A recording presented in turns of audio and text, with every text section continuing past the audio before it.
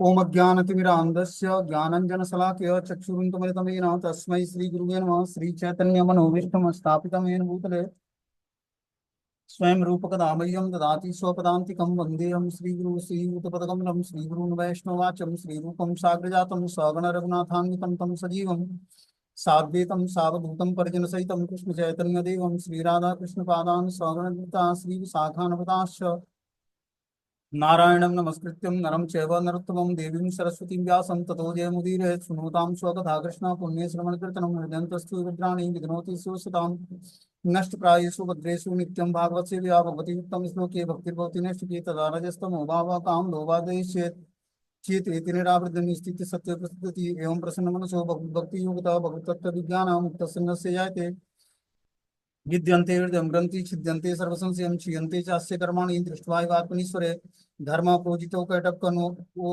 अनक्तो परमो निर्मत्सराणां सतां वेद्यं वास्त्रमत्र वस्तु शिवदं तापत्रय उन्मूलनम् श्रीमद्भागवतं महामुनि कृतं किमापरेश्वरं संघो वृद्ध्यति पृथ्वी विश्वतक्षणात् निगम कल्पतरुगलितं फलं सुखमुखाद्रविमुत संयुतं पिबत भागवतं रसमालयं मूर्खो रसिका भूभावुकं सच्चिदानंद रूपाय विश्वोत्पत्ति हेतवे तापत्रय विनाशाय श्रीकृष्णाय नमः।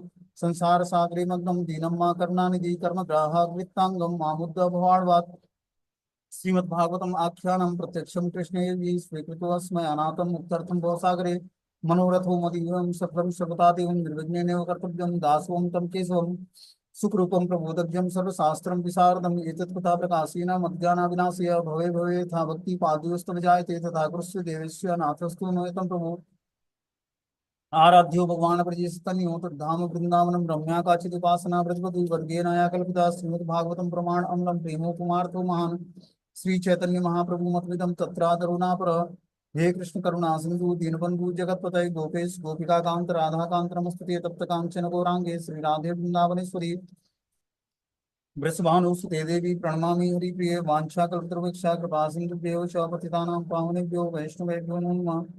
जय श्री कृष्ण चैतन्य प्रभु नित्यानंद श्री अद्वैत गदाधर शिवासादि श्री गौर भक्तवृंद हरे कृष्ण कृष्ण कृष्ण हरे हरे हरे राम राम राम हरे हरे। तो इसमें आज हम लोग को श्रीमद् भागवतम का स्कंद संख्या 4 अध्याय संख्या 28 और श्लोक संख्या 31 नंबर शुरू करना है। बोलते हैं मुनिया पदवी यस्यम निसंगे नो रुज जन्म भी न विदु मृगयंतो अपि तीव्र योग समाधिनाम। नारद मुनि ने आगे बताया कि अनेकानेक जन्मों तक इस विधि का पालन करते हुए तथा भौतिक कलमश से विरक्त रहकर अपने को निरंतर समाधि में रखकर और विभिन्न प्रकार की तपस्याएं करके अनेक योगी ईश्वर साक्षात्कार के मार्ग को पार नहीं कर पा सकते हैं। कितना टफ है ईश्वर साक्षात करना, मतलब भगवान का साक्षात्कार कर लेना अपने जीवन में। बता रहे हैं प्रहलाद नारद मुनि कि अनेकानेक जन्मों तक इस विधि का पालन करते तथा भौतिक कलमश से विरक्त रहकर अपने को निरंतर समाधि में रखकर विविध प्रकार की तपस्याएं करके अनेक योगी ईश्वर साक्षात्कार के मार्ग को पार नहीं पा सकते हैं। इससे पहले हमने बताया था कि अब तुमने अपनी माता के उपदेश से भगवान की कृपा प्राप्त करने के लिए ध्यान की जो योग विधि पालन करने का निश्चय किया है, किंतु मेरे विचार से ऐसी तपस्या सामान्य व्यक्ति के लिए संभव नहीं है। भगवान को प्रसन्न कर पाना अत्यंत कठिन है। तो नारद मुनि इनको बता रहे हैं कि आपने जो अपनी माता ध्रुव से बोलते हैं कि आपने जो अपनी माता से उपदेश प्राप्त करके भगवान की कृपा प्राप्त करने के लिए ध्यान योग की विधि का पालन कर रहे हैं, वो निश्चित ही सामान्य व्यक्ति के लिए संभव नहीं है। सामान्य व्यक्ति ध्यान करके भगवान को प्राप्त नहीं कर सकता है। भगवान को प्रसन्न करना अत्यंत कठिन है। नारद मुनि आगे बताया कि अनेकानेक जन्मों के बाद इस विधि का पालन करके, मतलब ध्यान योग की विधि का पालन करके व्यक्ति भौतिक कलमश से विरक्त रहकर अपने को निरंतर समाधि में रखकर भी विविध प्रकार की तपस्याएं करके अनेक योगी ईश्वर साक्षात्कार के मार्ग तक ध्यान करके नहीं पहुंच पाते हैं। ये ध्रुव, ये रास्ता बहुत ही टफ है तुम्हारे लिए।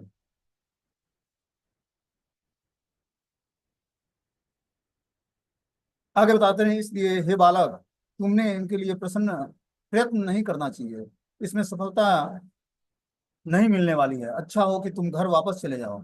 जब तुम बड़े हो जाओगे तो ईश्वर की कृपा से तुम्हें इस योग कर्मों के लिए अवसर मिलेगा।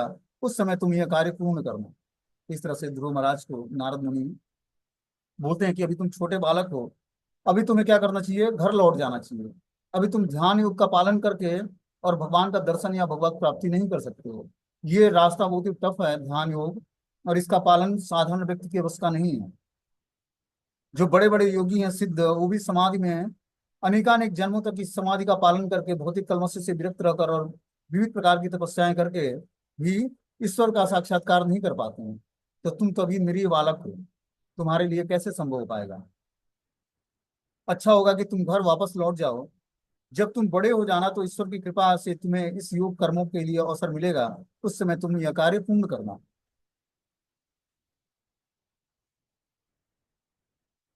मनुष्य को चाहिए कि जीवन की किसी भी अवस्था में, चाहे सुख हो या दुख, जो दैवी इच्छा द्वारा प्रदत्त है, संतुष्ट रहे। जो मनुष्य इस प्रकार टिका रहता है, वो अज्ञान के अंधकार को बहुत सरलता से पार कर लेता है। तो नारद मुनि ने आगे बताया कि मनुष्य को चाहिए कि जीवन की किसी भी अवस्था में, चाहे सुख हो या दुख, दैवी इच्छा द्वारा प्रदत्त है, ये मानना चाहिए कि ये दैवी इच्छा से हमारे जीवन में सुख और दुख आ रहा है, और जो भी स्थिति है उसमें हमें संतुष्ट रहने का प्रयास करना चाहिए। जो मनुष्य इस प्रकार टिका रहता है, वो अज्ञान के अंधकार को बहुत सरलता से पार कर लेता है। जो सुख और दुख में संभाव की स्थिति प्राप्त कर लेता है, उसको भगवान की इच्छा से मानता है, और उस परिस्थिति में अपने को संतुष्ट रखता है, तो धीरे धीरे अज्ञान के अंधकार को बहुत ही सरलता से व्यक्ति पार कर जाता है। बोलते हैं इस संसार में पवित्र और अपवित्र सकाम कर्म होते हैं। जब तक कोई भक्ति में सिवा के अतिरिक्त कोई कार्य नहीं किया जाता है, तब तक इस संसार में सुख और दुख की प्राप्ति होती है। जब तक व्यक्ति इस संसार में भगवान की भक्ति के अलावा और कुछ कार्य करता है, तब तक उसको सुख और दुख की प्राप्ति होती रहती है। जब हम तथाकथित सुख पूर्वक जीवन यापन करते रहते हैं, तो ये समझना चाहिए कि हमारे पुण्य कर्मों का क्षय हो रहा है। जब हम कष्ट में पड़ जाते हैं, तो ये समझना चाहिए कि हमारे पाप कर्मों का फल कम हो रहा है। यदि हम पाप तथा पुण्य कर्मों से मिलने वाले सुख तथा दुख से आसक्त होने के बजाय इस अज्ञान के चंगुल से उबरना चाहते हैं, तो हमें ईश्वर की इच्छा को चाहे जैसी भी स्थिति क्यों न रहना पड़े, स्वीकार कर लेना चाहिए। क्या बोलते हैं यहाँ पर कि अगर जो हम कष्टों में पड़ जाते हैं, तो ये समझना चाहिए कि हमारे पाप कर्मों का फल कम हो रहा है। जब व्यक्ति कष्ट पाता है, तो ये समझना चाहिए कि उसको कि हमारे पाप कर्मों के परिणाम नष्ट हो रहे हैं। और जब वो सुख पाता है, तो ये सोचना चाहिए कि हमारे पुण्य कर्मों के परिणाम नष्ट हो रहे हैं। इस प्रकार सुख और दुख से आसक्त होने के बजाय अज्ञान से चंगुल से हमें उबरना होगा। अज्ञान के चंगुल से हमें ऊपर उठकर और ईश्वर की भक्ति करना होगा, और ईश्वर की इच्छाओं को जानना पड़ेगा। और इस प्रकार जब हम भगवान के शरणागत होंगे, तब हम भौतिक संसार के चंगुल से छूटने की योग्यता हमारे अंदर आएगी। बोलते हैं प्रत्येक मनुष्य को इस प्रकार व्यवहार करना चाहिए कि यदि वो अपने से अधिक योग्य व्यक्ति से मिले तो अत्यधिक हर्षित होना चाहिए। यदि अपने से कम योग्य व्यक्ति से मिले तो उसके प्रति सदैव दयालु होना चाहिए। यदि अपने समान योग्यता वाले व्यक्ति से मिलता है, तो उससे मित्रता करनी चाहिए। इस प्रकार मनुष्य को इस भौतिक संसार में त्रिविध ताप कभी भी प्रभावित नहीं करेंगे। और जो मैं तीन तापों से बचना है, तो यहाँ पर बता रहे हैं नारद मुनि कि अपने से श्रेष्ठ व्यक्ति को देखते हुए हर्षित होना चाहिए, और अपने से कम योग्यता वाले व्यक्ति को देखकर सदैव मतलब उस पर कृपालु होना चाहिए, और समान योग्यता वाले मित्र को देखकर उससे मित्रता करनी चाहिए। इस प्रकार व्यक्ति करेगा तो भौतिक संसार में त्रिविध तापों से कभी प्रभावित नहीं होगा। उसको तीन ताप कभी सताएंगे नहीं। बोलते हैं अपने से अधिक योग्य व्यक्ति को पाकर हम उसके ईर्ष्या करने लगते हैं। अपने से कम योग्य व्यक्ति से मिलने पर हम उस पर उपहास करते हैं, और अपने समान व्यक्ति को पाकर हम अपने कार्यों के प्रति गर्वित हो उठते हैं। यही सभी भौतिक कष्टों के कारण है। इसलिए नारद मुनि ने उपदेश दिया कि भक्त को संयतः भाव से आचरण करना चाहिए। अपने से अधिक योग्य व्यक्ति से द्वेष करने की अपेक्षा उसको प्रसन्नता पूर्वक स्वागत करना चाहिए। कम योग्य व्यक्ति को पीड़ा पहुंचाने के बजाय उस पर दयामय होना चाहिए, जिससे वह उचित स्तर तक उठ सके। और जब समान गुण वाला कोई व्यक्ति से भेंट हुई, तो उसके समक्ष अपने कार्यकलापों के प्रति गर्व प्रकट नहीं करना चाहिए, बल्कि उसके साथ मित्रवत व्यवहार करना चाहिए। मनुष्य को चाहिए कि जो श्री कृष्ण को भूल जाने के कारण कष्ट भोग रहे हैं, उस पर दया भाव रखे। इस प्रकार कार्यों से मनुष्य इसी जगत में सुखी बन सकता है। जब वो जो व्यक्ति भगवान से विमुख है, उसके प्रति जब जीवात्मा दया भाव रखेगा, तब जाकर मनुष्य जो है इसी जगत में सुखी बन पाएगा। आगे जो है ध्रुव उवाच, अब ध्रुव महाराज बोलना शुरू करते हैं। सो अयम समो भगवान सो अयम समो भगवताम सुख दुखम हतात्मनाम दर्शितम कृपया पुंसा दुर्देशा अस्मिन विधेस्तु यह। ध्रुव महाराज ने कहा, हे नारद जी, आपने मन की शांति प्राप्त करने की कृपा के लिए कृपा पूर्वक जो भी कहा है, वह ऐसे पुरुष के लिए निश्चय ही अत्यंत शिक्षाप्रद है, जिसका हृदय सुख और दुख की भौतिक परिस्थितियों से चलायमान है। लेकिन जहां तक मेरा संबंध है, मैं तो अविद्या से प्रच्छन्न हूँ, और इस प्रकार का दर्शन मेरे हृदय को स्पर्श नहीं कर पाता।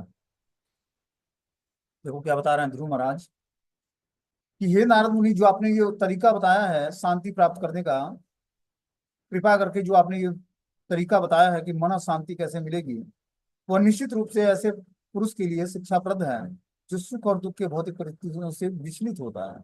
लेकिन जहां तक मेरा संबंध है, मैं तो अविद्या से प्रच्छन्न हूँ, मैं तो इग्नोरेंस में हूँ, अज्ञानता में हूँ। इस प्रकार का दर्शन मेरे हृदय को स्पर्श भी नहीं करता है, जो आप बताना चाहते हो मुझे। बोलते हैं, मनुष्य की अनेक श्रेणियां हैं, एक श्रेणी अकामी कहलाता है। वह उन मनुष्यों की है जिसके कोई भौतिक आकांक्षा नहीं रहती। आकांक्षा चाहे भौतिक हो या दिव्य, वो जो भी रहती ही है।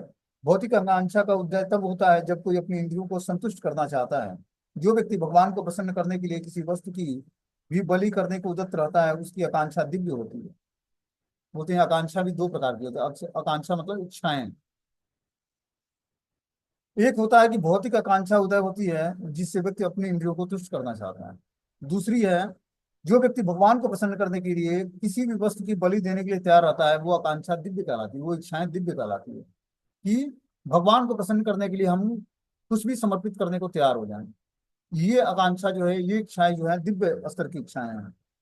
ध्रुव ने नारद मुनि द्वारा दिए गए उपदेश को ग्रहण नहीं किया, क्योंकि उन्होंने अपने को ऐसी शिक्षा के लिए सर्वथा अयोग्य समझा, जो भौतिक आकांक्षाओं का दमन करती है। किंतु यह तथ्य नहीं है, भौतिक आकांक्षा रखने वाले को भगवान की पूजा करना मना है। जो व्यक्ति भौतिक आकांक्षा रखता है, उसको भगवान की पूजा करना मना है। ध्रुव महाराज के जीवन में यह एक अनिवार्य शिक्षा प्राप्त होती है। ध्रुव महाराज का यह मानना था कि जो व्यक्ति भौतिक इच्छाएं रखता है, वो भगवान की पूजा नहीं कर सकता है। ध्रुव महाराज के जीवन में यह एक अनिवार्य शिक्षा प्राप्त होती है। उन्होंने स्पष्ट रूप से स्वीकार किया कि उनके हृदय में भौतिक आकांक्षा है। वे अपनी विमाता के कटु वचनों से अत्यधिक प्रभावित हुए हैं, जबकि आध्यात्मिक रूप से आगे बढ़े हुए लोग किसी की निंदा या स्तुति की परवाह नहीं करते। इस तरह से ध्रुव महाराज ने बोला कि जो व्यक्ति भौतिक आकांक्षा, भौतिक इच्छा रखता है, उसको भगवान की पूजा करना मना है। और मैं जो हूँ, इस जो आप शिक्षा बता रहे हो, उसके लिए मेरे पास अनिवार्य योग्यता नहीं है, क्योंकि मैं भी हृदय में भौतिक आकांक्षा लेकर यहाँ पर जंगल में आया हूँ, क्योंकि मैं अपनी विमाता के कटु वचनों से अत्यधिक प्रभावित हुआ हूँ। जबकि आध्यात्मिक रूप से आगे बढ़े हुए लोग किसी की निंदा और स्तुति नहीं करते हैं। भौतिक आकांक्षा से ग्रस्त व्यक्ति भगवान की पूजा का करने का पात्र है या नहीं, इसका उत्तर यही है कि प्रत्येक व्यक्ति ईश्वर की पूजा करने का पात्र है। भले ही मनुष्य अनेक भौतिक आकांक्षाओं की पूर्ति की इच्छुक हो, उसे कृष्ण भावनामृत को अपनाना चाहिए और कृष्ण की ही पूजा करनी चाहिए, क्योंकि वे इतने दयालु हैं कि सभी की आकांक्षाओं को पूरा करते हैं। इस वर्णन से यह स्पष्ट है कि भले ही किसी की कितनी भौतिक आकांक्षा क्यों न हो, उसे भगवान की पूजा करने से रोका नहीं जा सकता है। यहाँ बता रहे हैं कि अगर जो व्यक्ति के अंदर भौतिक इच्छाएं भी है, तभी भी उसको भगवान कृष्ण की ही पूजा करनी चाहिए, न कि अन्य देवी देवताओं की। भगवान ने भगवत गीता में बोला भी है कि अकाम सर्व कामो वा मोक्ष काम उदार धूति प्रेण भक्ति योगे न यजते पुरुषम परम। आपके अंदर अकाम सर्व कामो वा, कोई कामना नहीं है या बहुत सारी कामनाएं हैं।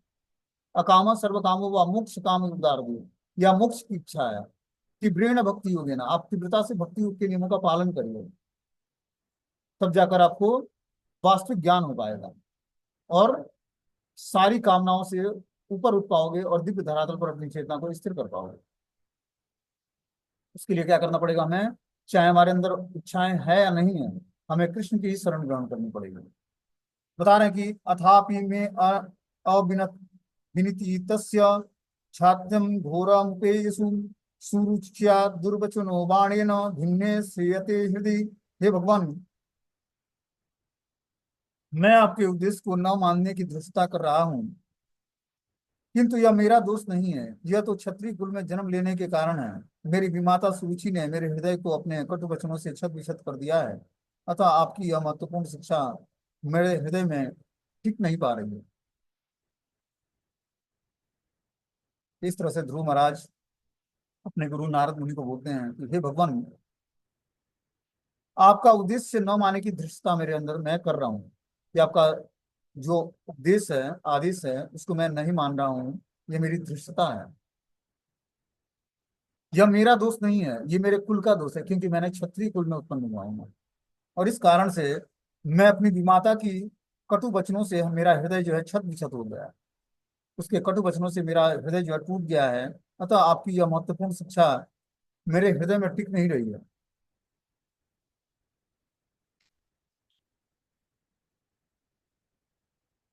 हे विद्वान ब्राह्मण, मैं ऐसा पद ग्रहण करना चाहता हूँ जिसे अभी तक तीनों लोकों में किसी ने भी, यहाँ तक कि मेरे पिता और पितामह ने भी ग्रहण न किया हो। यदि आप अनुग्रहित कर सकें तो कृपया करके मुझे ऐसे सत्य मार्ग की सलाह दें जिसे अपना करके मैं अपने जीवन की लक्ष्य को प्राप्त कर सकूं। तो अभी ध्रुव महाराज के जीवन का लक्ष्य क्या है? अपने पिता और पितामहों से भी बड़ा लोक पाना, और जो अभी तक तीनों लोकों में किसी ने भी प्राप्त नहीं किया। इस इच्छा को लेकर वो जंगल में तपस्याएं करने लगे। ठीक है ना? तो ये जानना बहुत ही आवश्यक है कि ध्रुव महाराज किस उद्देश्य से गए थे, और उन पर भगवान की कैसे कृपा हुई, गुरु के माध्यम से और भगवान के माध्यम से, और उनको प्राप्त क्या हुआ। बोलते हैं ध्रुव महाराज अपने नारद मुनि से कि हे विद्वान ब्राह्मण, मैं ऐसा पद ग्रहण करना चाहता हूँ जिसे अभी तक तीनों लोकों में किसी ने भी ग्रहण नहीं किया है, और यहाँ तक कि मेरे पिता और पितामह ने भी ग्रहण न किया हो। यदि आप अनुग्रहित कर सकें तो कृपया करके मुझे ऐसे सत्य मार्ग का सलाह दें जिससे अपना करके मैं अपने जीवन के उस लक्ष्य को प्राप्त कर सकूं। बोलते हैं जब ध्रुव महाराज ने नारद मुनि से ब्राह्मण उपदेश ग्रहण करना अस्वीकार कर दिया तो स्वभावतः अगला प्रश्न यही उठता है कि वे कैसे उपदेश चाह रहे हैं। जो नारद मुनि ने उपदेश दिया, जब ध्रुव महाराज उसको नकार देते हैं कि मैं उसको पालन नहीं कर सकता, तब नारद मुनि स्वाभाविक रूप से पूछते हैं कि क्या आखिर तुम्हारा क्या, किस उद्देश्य के लिए तुम आए हो।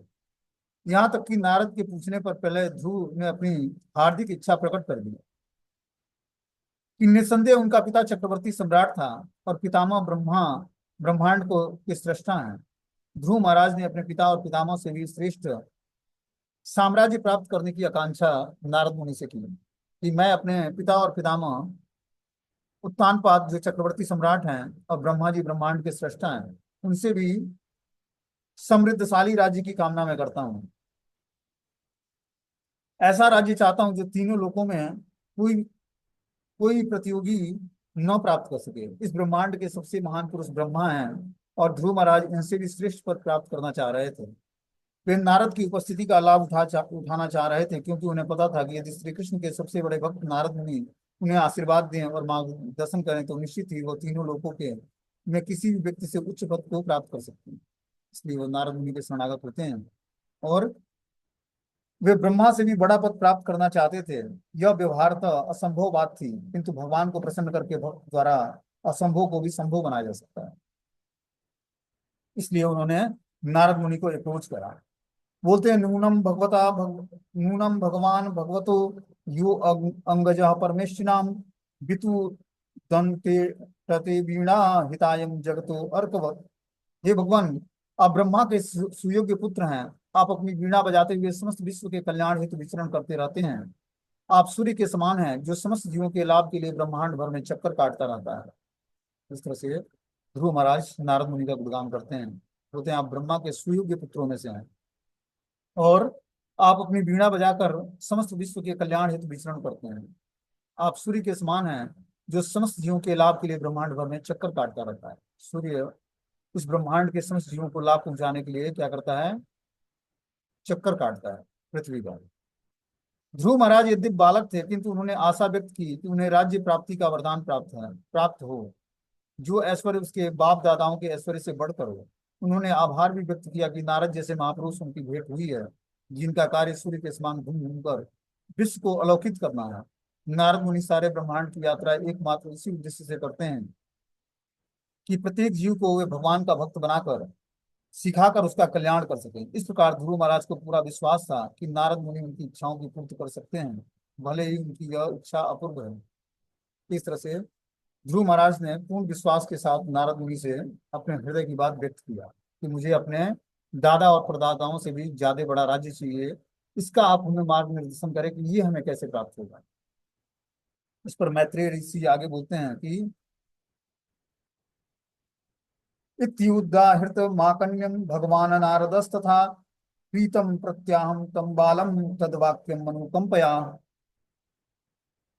मैत्रेय मुनि ने कहा, ध्रुव महाराज के शब्दों को सुनकर महापुरुष नारद मुनि उस पर अत्यधिक दयालु हो गए और अपनी आहेतकी की कृपा दिखाने के उद्देश्य से उन्होंने निम्नलिखित विशिष्ट उपदेश दिया। जब इस तरह से ध्रुव महाराज की इच्छाओं को पता लगा नारद मुनि को, तो अत्यंत दयालु हुए कि छोटा सा बालक क्या मांग रहा है, और इस प्रकार अपनी आहेतकी की कृपा दिखाने के उद्देश्य से उन्होंने विशिष्ट उपदेश देना शुरू किया। नारद मुनि ने बोला कि जन्मना भीतम पंथा सवे निश्रेयस्यते भगवान वासुदेवस्त भजन तुम प्रवणात्मनः। नारद मुनि ने ध्रुव महाराज से कहा कि तुम्हारी माता सुनीति ने भगवान की भक्ति के पथ का अनुसरण करने के लिए जो उपदेश दिया था वह तुम्हारे लिए सर्वथा अनुकूल है। कि तुम्हारी जो माता थी सगी सुनीति, उसने जो भक्ति के पथ का अनुकरण करने के लिए जो तुम्हें उपदेश दिया था अनुसरण करने के लिए, वही तुम्हारे लिए सर्वथा अनुकूल है। अतः तुम्हें भगवान की भक्ति में पूर्ण रूप से निमग्न हो जाना चाहिए। नारद मुनि ने बोला कि तुम्हें क्या करना चाहिए, जो तुम्हारी माता सुनीति थी जो उपदेश दिया था तुमको, उसी उपदेश का अनुसरण करके और तुम्हें भक्ति में पूर्ण रूपेण निमग्न हो जाना चाहिए। तात्पर्य में लिखते हैं कि ध्रुव महाराज ब्रह्मा से भी श्रेष्ठ धाम प्राप्त करना चाहते थे। इस ब्रह्मांड में ब्रह्मा का पद सबसे बड़ा माना जाता है, क्योंकि वे समस्त देवताओं के प्रधान हैं। किंतु ध्रुव महाराज उनसे भी बढ़कर कोई धाम चाह रहे थे। अतः उनकी इच्छा किसी देवता की पूजा करके प्राप्त नहीं की जा सकती है, पूर्ण नहीं की जा सकती है। भगवत गीता में देवताओं द्वारा दिए गए वरदान क्षणिक होते हैं। अतः नारद मुनि ने ध्रुव महाराज को उनकी माता द्वारा बताए गए पथ वासुदेव भगवान श्री कृष्ण की पूजा का अनुसरण करने के लिए कहा। जब श्री कृष्ण कोई वस्तु प्रदान करते हैं तो भक्तों की आशा से परे होता है। सुनीति तथा नारद मुनि दोनों ही जानते थे कि ध्रुव महाराज की मांग को पूरा कर पाना किसी देवता के बस का नहीं है। अतः दोनों ने भगवान कृष्ण की भक्ति के पथ का अनुसरण करने की सलाह दी। तो नारद मुनि अंत में यही सलाह देते हैं कि जो तुम्हारी माता ने जो मार्ग बताया था कि वासुदेव श्री कृष्ण की पूजा करो, उन्हीं की आराधना करो, वही भक्ति का पाठ तुम्हें अनुसरण करने की सलाह मैं भी देता हूँ। उसी पाठ पर तुम चलकर और जो तुम्हारी इच्छाएं हैं उसे पूर्ण कर सकते हो। यहाँ पर नारद मुनि को भगवान कहा गया है, क्योंकि वे ही भगवान के ही समान किसी व्यक्ति को आशीर्वाद दे सकते हैं। वे ध्रुव महाराज से परम प्रसन्न थे। वे चाहते थे कि तुरंत ही मनोवांछित वरदान दे सकते थे, किंतु गुरु की यह कर्तव्य नहीं है। उसका कर्तव्य है कि शास्त्रोनुमोदित रीति से शिष्य को भक्ति में लगाए। चाहते तो नारद मुनि आशीर्वाद देते हैं और तुरंत ध्रुव की इच्छा पूरी हो जाती है, लेकिन बता रहे हैं यहाँ पर कि गुरु का कर्तव्य क्या है कि वो अपने शिष्य को शास्त्रोनुमोदित रीति से भक्ति में लगाए पहले, तब जाकर उसकी मनोवांछा बता रहे हैं। इसी प्रकार नारद मुनि ने ध्रुव महाराज को वांछित फल प्राप्त करने के लिए भक्ति पथ के अनुसरण करने के लिए लगाया कि पहले तुम भक्ति पथ का अनुसरण करो और फिर जाकर तुम्हें तुम्हारी मनोवांछित जो तुम्हारी इच्छाएं हैं वो पूरी हो पाएंगी। बोलते हैं धर्मार्थ काम मोक्षाख्यम य इच्छे छेयम आत्मनः एकम हेव हरस्तत्रम कारणम पाद सेवनम। जो व्यक्ति धर्म अर्थ काम तथा मोक्ष इन चार पुरुषार्थों की कामना करता है, उसे चाहिए कि पूर्ण पुरुषोत्तम भगवान की भक्ति में अपने को आपको लगाए, क्योंकि उनके चरण कमलों की पूजा से इन सबों की पूर्ति होती है। और जो कोई व्यक्ति चार पुरुषार्थों को भी प्राप्त करना चाहता है, तो धर्म अर्थ काम और मोक्ष को तब भी उसको पूर्ण पुरुषोत्तम भगवान की भक्ति में अपने को लगाना चाहिए। इस तरह से भगवान के चरण कमलों की पूजा करके वो सब कुछ उसकी इच्छाएं पूर्ण हो सकती हैं। बोलते हैं भगवत गीता में भगवान की अनुमति से ही देवता वरदान दे सकते हैं। अतः जब किसी देवता के लिए कोई यज्ञ किया जाता है तो यज्ञ का निरीक्षण करने के लिए नारायण शिला या शालिग्राम शिला सामने रखी जाती है। वस्तुतः परमेश्वर की अनुमति के बिना देवता कोई भी वरदान नहीं दे सकते हैं। अतः नारद मुनि ने सलाह दी कि अगर जो तुम धर्म अर्थ काम तथा मोक्ष के लिए भी प्रयास करते हो तो भगवान की शरण ग्रहण करो, स्तुति करो, उनके चरण कमलों पर अपनी इच्छाओं की पूर्ति के लिए याचना करो। यही वास्तविक बुद्धिमानी है। बुद्धिमान पुरुष कभी भी देवताओं से कुछ नहीं मांगना चाहता। वो सीधे भगवान के पास जाता है, जो भगवान समस्त वरदानों को के कारण स्वरूप। इस तरह से नारद मुनि ने ध्रुव महाराज को बोला कि तुम्हें भगवान श्री हरि के ही शरण ग्रहण करके और उन्हीं से अपनी इच्छाओं को तृप्त करने के लिए आशीर्वाद प्राप्त करना चाहिए। नारद मुनि ने ध्रुव महाराज को सलाह दी कि वो वासुदेव श्री कृष्ण की शरण ग्रहण करें और अपनी माता द्वारा बताई गई विधि को माने, क्योंकि इस प्रकार उनकी इच्छाएं पूर्ण होने में सहायता मिल सकेगी। इस श्लोक में नारद मुनि ने भगवान की भक्ति को ही एकमात्र साधन बताया है। दूसरे शब्दों में, समस्त भौतिक आकांक्षाओं से युक्त होने पर भी मनुष्य को भगवान की भक्ति करते रहना चाहिए, इससे उसकी समस्त इच्छाएं पूर्ण हो जाएंगी। तो कहने का मतलब यह है इसमें तात्पर्य में कि जो है, ध्रुव महाराज भौतिक इच्छाओं को लेकर जंगल में तपस्या करने आए थे कि हमें अपने दादा और परदादा दोनों से बड़ा राज्य चाहिए, पिता और दादाजी से।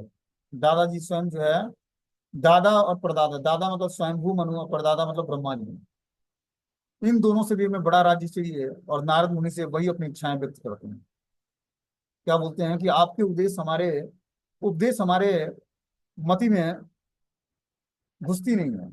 हमें क्या चाहिए, हमारी जो इच्छाएं हैं उसको आप सुने, और उस हिसाब से आप हमें रास्ता बताएं कि हमें क्या करना है। अपनी इच्छाएं व्यक्त करते हैं कि हमें अपने पिता और दादा से भी बड़ा राज्य चाहिए, इसके लिए आप हमें कोई रास्ता बताएं, कोई उपाय बताएं। तताम गच्छ भद्रम ते यमुना तट सूचि पुण्य मधु वनम यत्रम सानिध्यम नित्यदाम हरे। ये बालक, तुम्हारा कल्याण हो। तुम यमुना के तट पर जाओ, जहाँ पर मधुबन नामक विख्यात जंगल है, वहीं पर पवित्र हो। वहां जाने से ही तुम्हें मनुष्य वृंदावनवासी भगवान के निकट पहुंचता है। इस तरह से नारद मुनि ने बालक ध्रुव को बोला कि हे बालक, तुम्हारा कल्याण हो, तुम यमुना के तट पर जाओ और मधुबन नामक विख्यात जंगल में वहीं पर पवित्र हो। और वहां जाने पर मनुष्य वृंदावनवासी भगवान श्री कृष्ण के निकट पहुंच जाता है। इसलिए तुम्हें क्या करना चाहिए, मधुबन नामक विख्यात जंगल में जाना चाहिए। बोलते हैं नारद मुनि ने ध्रुव महाराज की माता सुनीति दोनों ने ही ध्रुव महाराज को भगवान की उपासना करने के लिए सलाह दी। अब नारद मुनि विशेष रूप से निर्देश दे रहे हैं कि भगवान की यह आराधना किस प्रकार जल्दी ही फलवती होगी। तो जो तुम्हें कृष्ण की आराधना करनी है, तो कैसे तुम जल्दी इस आराधना को सिद्ध कर सकते हो। वे ध्रुव महाराज को यमुना के तट पर मधुबन नामक वन में जाकर ध्यान करने और जप करने की सलाह देते हैं। मधुबन जो है, 12 वन जो वृंदावन के, उसमें एक मधुबन है, जहाँ पर ध्रुव महाराज तपस्या करके और 6 महीने में भगवान के दर्शन प्राप्त किए थे। तो ध्रुव महाराज को नारद मुनि सलाह देते हैं कि तुम यमुना के तट पर मधुबन में जाकर और ध्यान करो भगवान का, और जप करने का प्रयास करो। आध्यात्मिक जीवन में शीघ्र प्रगति के लिए भक्त को तीर्थ स्थान में विशेष रूप से लाभ प्राप्त होता है। यद्यपि भगवान श्री कृष्ण सर्वत्र वास करते हैं, किंतु इस पवित्र स्थानों में जाने से उसके निकट तक पहुंचने में सरलता होती है, क्योंकि ऐसे स्थानों में बड़े बड़े ऋषि मुनि रहते हैं। भगवान श्री कृष्ण कहते हैं कि जहाँ कहीं भी उनके भक्त उनकी दिव्य लीलाओं का कीर्तन करते हैं, वहीं वे वास करते हैं। भारत में अनेक तीर्थ स्थान हैं, जिसमें बद्री नारायण, द्वारका, रामेश्वरम और जगन्नाथपुरी प्रमुख हैं। ये पवित्र स्थान चारों धाम कहलाते हैं। धाम का अर्थ है ऐसा स्थान जहाँ भगवान से तुरंत संपर्क स्थापित हो सके। तो इस प्रकार जो है, नारद मुनि ने अपने शिष्य ध्रुव महाराज को ये सलाह दी कि हे ध्रुव, तुम यमुना के तट पर मधुबन में जाकर और ध्यान और जप करने का प्रयास करो। जब कोई आध्यात्मिक जीवन में बहुत ऊपर उठा नहीं होता है, तो उसे ऐसे स्थानों में रहकर भक्ति करने की संस्कृति दी गई है। तो ऐसे स्थानों में, धाम में या पुरियों में। किंतु नारद मुनि जैसे सिद्ध भक्त जो सदैव प्रचार कार्य में लगा रहता है, कभी भी भगवान की सेवा कर सकता है। कहीं कहीं कभी कभी नारद नरक लोक में भी जाते हैं। उन्हें नारकीय अवस्था प्रभावित नहीं करती, क्योंकि वे भक्ति के अत्यंत उत्तरदायित्वपूर्ण कार्य में व्यस्त रहते हैं। नारद मुनि के अनुसार वृंदावन, जो मथुरा जिले के वृंदावन क्षेत्र में स्थित है, सबसे अधिक पवित्र स्थान है। आज भी अनेक साधु पुरुष वहां रहकर भगवान की भक्ति करते हैं। इस तरह से ध्रुव महाराज को नारद मुनि ने मधुबन में जाने के लिए सलाह दिया कि यमुना तट पर जो मधुबन है, उसमें आप जाकर और भगवान का ध्यान और नाम जप करो।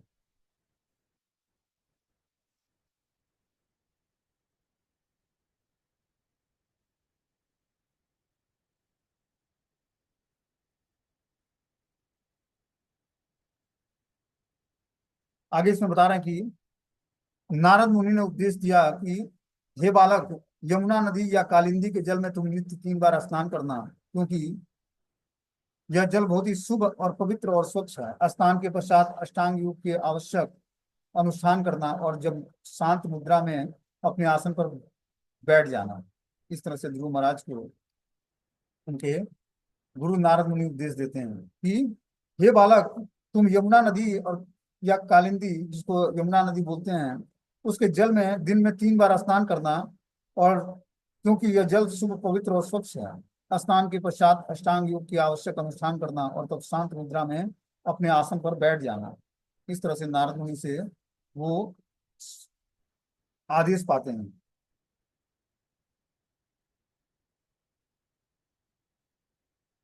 बोलते हैं कुछ ही समय में अपनी प्राण वायु मन और इंद्रियों पर नियंत्रण प्राप्त करके तुम समस्त भौतिक दूसरों से मुक्त हो जाओगे और इस प्रकार तुम्हारा मन अविचलित भाव से भगवान का चिंतन कर पाएगा। भगवान के भक्त तो इस तरह से नारद मुनि ने उनको बताया कि तुम कुछ ही समय में अपने प्राण वायु मन और इंद्रियों पर नियंत्रण प्राप्त करके और समस्त दूसरों से मुक्त हो पाओगे और इस तरह से अविचलित मन को वि- विचलित मन को अविचलन भाव से भगवान के चिंतन में लगा पाओगे। भगवान के भक्त निरंतर भगवान के मुस्कुराते हुए चेहरे और सौम्य स्वरूप का ध्यान करते हैं, अतः भगवान भी अपने भक्तों को सब प्रकार का आशीर्वाद देने के लिए सदैव तत्पर रहते हैं। तो जो भक्त लोग भगवान के निरंतर मुस्कुराते हुए चेहरे और सौम्य स्वरूप का ध्यान करते हैं, भगवान भी अपने भक्तों को समस्त वरदान देने के लिए सदैव तत्पर रहते हैं। बोलते हैं तरुणम रमणीया अंगम मरुणो अष्टे क्षणाधरम प्रणत्या शरणम नृणम शरणम कुरुणाणम। नारद मुनि ने आगे कहा कि भगवान का रूप सदैव युवा अवस्था में रहता है। उनके शरीर का अंग प्रत्यंग सुगठित और दोष रहित है। उनके नेत्र तथा ओठ उदित सूर्य की भांति गुलाबी से हैं। वे शरणागतों को सदैव शरण देने वाले हैं। जिसे उनके दर्शन का अवसर मिलता है वह सभी प्रकार से संतुष्ट हो जाता है। दया के सिंधु होने के कारण भगवान शरणागतों के स्वामी होने की योग्यता है।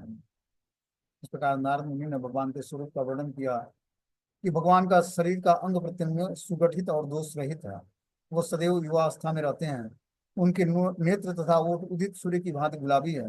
वे शरणागतों को सदैव शरण देने वाले हैं और जिससे उनके दर्शन का अवसर मिले वह सभी प्रकार से संतुष्ट हो जाते हैं। दया के सिंधु होने के कारण भगवान शरणागतों के स्वामी होने की योग्यता धारण करते हैं। भगवान को श्रीवत्स चिन्ह और ऐश्वर्य की देवी का आसन धारण किए हुए बताया गया है। उनके शरीर का रंग गहरा नीला है। भगवान पुरुष हैं, वे फूलों की माला पहनते हैं और वे चतुर्भुज रूप में शंख चक्र गदा और कमल पुष्प धारण किए हुए नित्य प्रकट होते हैं। इस तरह से नारद मुनि ने भगवान के स्वरूप का वर्णन किया कि भगवान श्रीवत्स चिन्ह धारण करते हैं और ऐश्वर्य की देवी आसन धारण किए हुए होती है उनके चेस्ट पर। उनका शरीर गहरा श्याम रंग का होता है। भगवान पुरुष हैं, वे फूलों की माला धारण करते हैं और चतुर्भुज में शंख चक्र गदा और पद्म धारण करते हैं। पूर्ण पुरुषोत्तम भगवान वासुदेव का सारा शरीर आभूषित है। वे बहुमूल्य मणिमय मुकुट हार बाजूबंद धारण किए होते हैं। उनके गर्दन कौस्तुभ मणि से अलंकृत होता है और वो पीत रेशमी वस्त्र धारण करते हैं। भगवान का कटी प्रदेश सोने की छोटी छोटी घंटियों से अलंकृत होता है और उनके चरण कमल सुनहरे नुपुरों से सुशोभित होता है। उनके सभी शारीरिक अंग अत्यंत आकर्षक और नेत्रों को भाने वाले हैं। वे सदैव शांत और मौन रहते हैं और नेत्रों तथा मन को अत्यधिक मोहने वाले हैं। वास्तविक योगी भगवान के उस दिव्य रूप का ध्यान करते हैं जिससे वे उनके हृदय रूपी कमल पुंज में खड़े रहते हैं और उनके चरण कमलों के मणितुल्य नाखून चमकते रहते हैं। भगवान सदैव मुस्कुराते रहते हैं और भक्त को चाहिए कि वह सदा इसी रूप में उनका दर्शन करता रहे, क्योंकि वे भक्तों पर कृपा पूर्वक दृष्टि डालते हैं। इस प्रकार ध्यानकर्ता को चाहिए कि वह समस्त वरों को देने वाले भगवान को की ओर निहारता रहे। तो जो स्वरूप नारद मुनि के द्वारा भगवान का वर्णन हुआ है, इसी स्वरूप का भक्तों को ध्यान करना चाहिए और भगवान को प्रसन्न करने का प्रयास करना चाहिए। बोलते हैं भगवान के नित्य मंगलमय रूप में जो अपने मन को एकाग्र करते हुए इस प्रकार से ध्यान करता है वह अतिशीघ्र ही समस्त भौतिक कलमश से छूट जाता है और भगवान के ध्यान की स्थिति से फिर लौट कर नीचे नहीं आता मृतलोक में। तो भगवान का जो मंगलमय स्वरूप है, जो व्यक्ति उस मंगलमय स्वरूप में अपने मन को एकाग्र करता है और ध्यान करता है तो अतिशीघ्र ही भौतिक कलमश से छूट जाता है और इस प्रकार भगवान के ध्यान की स्थिति से फिर लौटकर कभी मृत लोक में नीचे नहीं आता है। बोलते हैं आगे नारद मुनि की जपश्च परमो गुह्यम श्रूयताम में नृपात्मज य सप्तरात्र पठन प्रपठ्य पुमान पश्यति खेचरान। हे राजपुत्र, अब मैं तुम्हें वो मंत्र बताऊंगा जिसे इस ध्यान विधि के समय जपना चाहिए। जो कोई इस मंत्र को 7 रात सावधानी से जपता है वह आकाश में उड़ने वाले सिद्ध मनुष्यों को देख सकता है। नारद मुनि ने बोला कि जिस स्वरूप का मैंने वर्णन करा है उस स्वरूप का तुम ध्यान करने की विधि से जो मैं मंत्र बता रहा हूँ ध्यान करो भगवान का, और उस मंत्र का जाप करते रहो।